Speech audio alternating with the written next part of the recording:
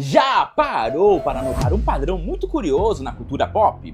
O Homem-Aranha quase sempre está quebrado, lutando para pagar o aluguel. O Demolidor defende aqueles que não têm como pagar advogado ou são injustiçados. E do outro lado da moeda, os vilões. Lex Luthor, Norman Osborn, o rei do crime, na grande maioria das vezes são bilionários, donos de megacorporações ou figurões políticos. Até em Star Wars a gente torce para um grupo de rebeldes com roupas rasgadas contra um império gigantesco que suga os recursos de todo mundo ou fazem jogadas políticas obscuras para conseguir o que querem. Recentemente surgiu um debate muito forte na internet. Afinal, os filmes de super-heróis ficaram politizados de uns anos pra cá? Ou, na verdade, será que eles sempre tiveram esse viés de desafiar as grandes elites e defender pessoas comuns? Para responder isso de um jeito bacana, a gente precisa voltar um pouco no tempo. Então, vamos dar uma olhada lá na Era de Ouro dos quadrinhos e entender de onde veio o verdadeiro DNA de Hollywood.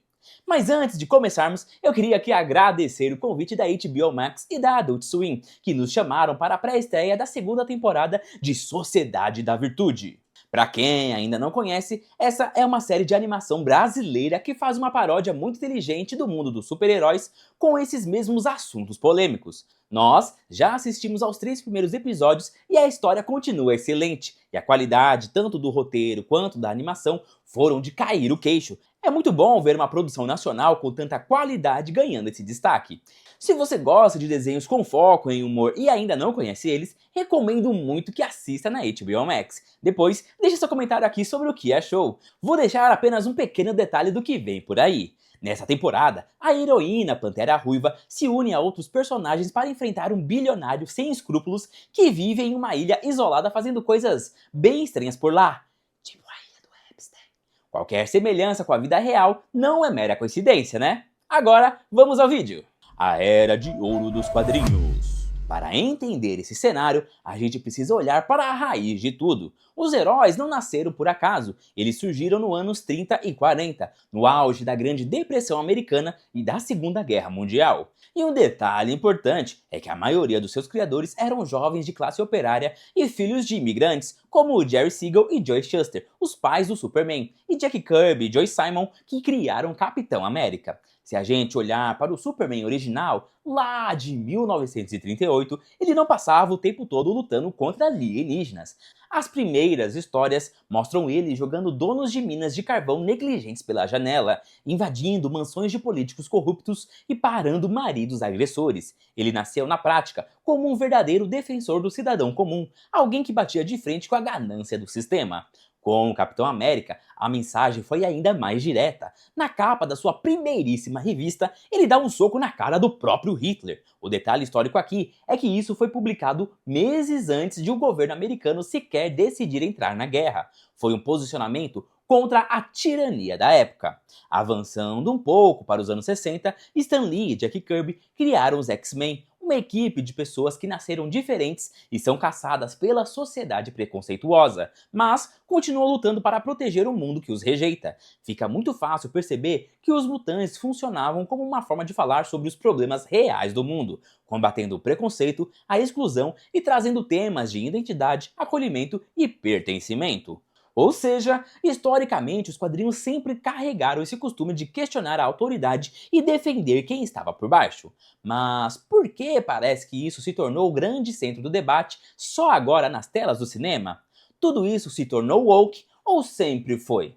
A resposta passa muito por quem produz esses filmes hoje. A indústria do entretenimento fica na Califórnia, um lugar onde as discussões sobre justiça e sociedade sempre foram muito fortes. Hollywood é movida por artistas e roteiristas que respiram esses debates modernos sobre inclusão.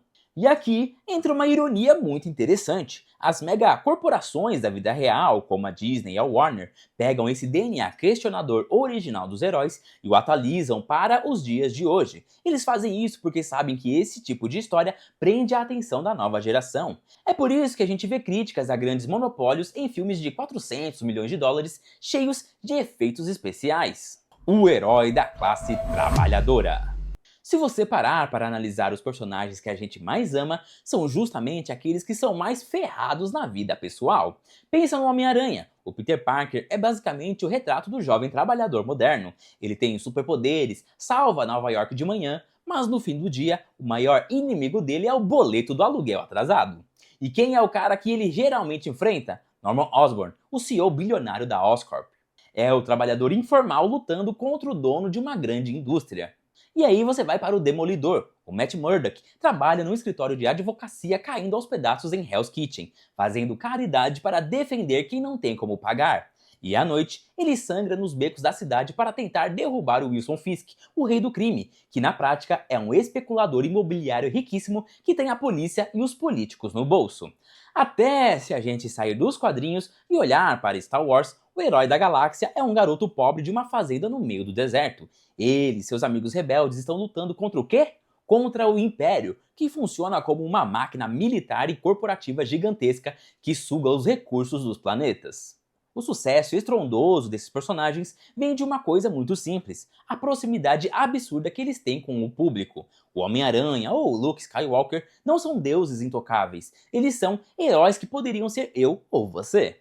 E isso inspira demais a gente. Mas por quê? Porque, convenhamos, na vida real, a esmagadora maioria da população está exatamente assim, trabalhando duro, contando o dinheiro do mês e sentindo que está, todos os dias, lutando para sobreviver num sistema que parece que foi desenhado e controlado pelos grandes bilionários. A gente torce pelo herói pobre porque a gente se vê nele.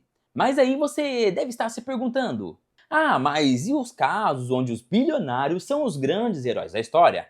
Onde é que entra o Batman e o Homem de Ferro nisso tudo? Bom, é aí que a nossa história fica ainda mais interessante. O paradoxo dos bilionários. Se a regra geral é o herói ser um cara comum lutando contra os poderosos, o que a gente faz com Bruce Wayne e o Tony Stark? Eles são a exceção que confirma a regra, mas de um jeito muito genial. O Batman e o Homem de Ferro representam uma fantasia muito específica, a ideia de usar o sistema contra o próprio sistema. Eles pegam o dinheiro, a tecnologia e o poder que normalmente estariam nas mãos de vilões corporativos e usam isso para financiar a causa certa. O Tony banca os Vingadores, o Bruce usa os recursos da Wayne Enterprises para limpar uma cidade que a polícia e o governo abandonaram. Mas se você reparar bem, os roteiristas sabem que heróis bilionários são figuras, no mínimo, muito estranhas e perigosas. E é por isso que nas histórias eles são quase sempre os heróis que mais cometem erros absurdos e catastróficos. Ter dinheiro infinito e poder absoluto costuma subir a cabeça. O Tony Stark, com aquela arrogância de quem acha que sabe o que é melhor para o mundo inteiro, decide criar um sistema de defesa global por conta própria. O resultado? Ele cria o Ultron e quase causa a extinção da raça humana. Ele literalmente cria o vilão do filme porque achou que o dinheiro e a inteligência dele resolveriam tudo. E o Batman? O Bruce Wayne é tão paranoico e tão acostumado a ter o controle de tudo que ele não confia em ninguém. E é exatamente essa arrogância de bilionário intocável que faz ele olhar para o Superman e pensar: se existe 1% de chance desse cara ser uma ameaça, eu tenho que tratar como uma certeza absoluta. É isso que leva o Batman a planejar e quase assassinar o Superman a sangue frio. Ele usa a fortuna dele para criar armas de kryptonita para matar o cara que, ironicamente, é o maior símbolo de esperança da humanidade. Ou seja, mesmo quando o bilionário é o cara bonzinho da história, os filmes e os quadrinhos ainda nos dão um aviso muito claro. Ter poder e recursos ilimitados na mão de um homem só é uma bomba relógio. Mais cedo ou mais tarde, eles vão fazer uma besteira gigantesca. E como é isso hoje? E se você acha que essa dinâmica de bater de frente com o sistema é coisa só dos quadrinhos antigos, preste atenção nos lançamentos mais recentes. Essa narrativa não só continua, como está mais forte e escancarada do que nunca. Pega o novo filme do Superman que saiu agora em 2025. O grande plano do Lex Luthor não é construir um raio laser gigante ou soltar um monstro na cidade. Como um bom bilionário dono da Luthor Corp, ele simplesmente usa sua fortuna para orquestrar e financiar um conflito internacional. Ele basicamente tenta comprar uma guerra entre nações para aumentar os lucros da sua corporação bélica e, de quebra, manipular o governo para caçar o Homem de Aço. É o dinheiro manipulando a política global e a mídia pela internet, com os macaquinhos haters, enquanto o herói precisa intervir para salvar as pessoas inocentes que estão sendo esmagadas por isso. Mas também tem séries com essa temática? Olha o que está rolando agora mesmo na série Demolidor Renascido. O Wilson Fisk evoluiu. Ele não é mais apenas um chefão do crime operando nas sombras. Ele virou o prefeito de Nova York. Ele assume o controle do sistema e usa o seu poder político para criar uma força-tarefa antivigilante. O vilão agora tem a lei do lado dele, usando a polícia para caçar o Demolidor e jogar qualquer um que tente proteger as ruas em prisões secretas, controlando a cidade com mão de ferro.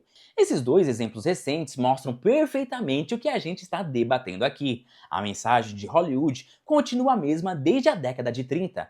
O maior perigo para a sociedade quase nunca vem do espaço sideral. Eles usam ternos e assinam cheques enormes. No final das contas, quando alguém disser que os filmes de heróis mudaram de uns anos pra cá, você já sabe a verdadeira resposta. Eles não mudaram. A essência de vestir uma máscara para enfrentar quem tem muito poder e defender os mais fracos sempre esteve lá, desde a primeira página impressa na Era de Ouro. A cultura pop sempre foi o nosso reflexo. O que muda é como cada geração escolhe contar e modernizar essa mesma história para os dias de hoje. Mas agora eu quero saber a sua opinião, porque esse é o tipo de assunto que não tem resposta definitiva. Você acha que os filmes e séries de hoje estão pesando muito a mão nessa crítica aos bilionários e ao sistema, ou eles estão apenas sendo totalmente fiéis à essência dos quadrinhos? E outra, qual outro personagem que eu não citei aqui, mas que se encaixa perfeitamente nesse debate? E se você chegou até aqui, não esquece de deixar o likezão no vídeo e se inscrever no canal Nerdia. Eu fico por aqui e até a próxima!